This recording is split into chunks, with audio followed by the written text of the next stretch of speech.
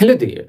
सो 1980 से पहले भारत और चाइना का सिचुएशन सेम था, क्योंकि दोनों देशों का जीडीपी पर कैपिटा इनकम उस समय $300 था। आपको बता दूं कि जीडीपी पर कैपिटा इनकम का मतलब होता है कि पर साल ऑन एवरेज एक इंडिविजुअल कितना पैसा बनाता है उस देश में।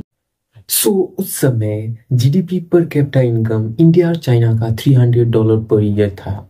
But if you compare now, then it is like a huge gap. अभी चाइना का जीडीपी पर कैपिटा इनकम प्रत्येक साल है 13,000 पर साल का, और इंडिया का 2,700 ही है, जो कि बहुत कम है। चीन ने 1978 में पूरे दुनिया के लिए अपना इकोनॉमी खोला, और उस समय वहाँ के प्रेसिडेंट थे डेंग जियाओपिंग।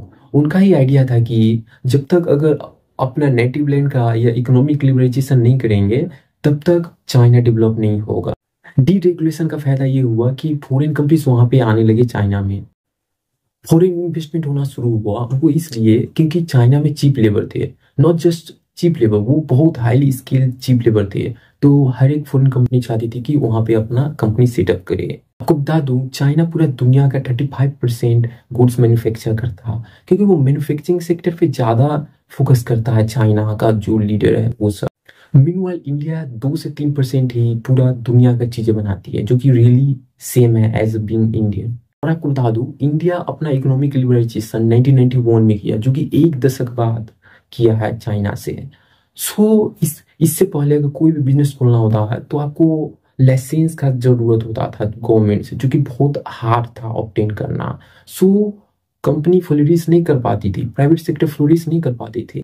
अभी भी अगर आप इंडिया में कोई बिजनेस स्टार्ट करना चाहते हैं तो लॉट्स ऑफ पेपर वर्क और कंप्लायंसेस और रेगुलेटरीज बॉडी से जाना होगा।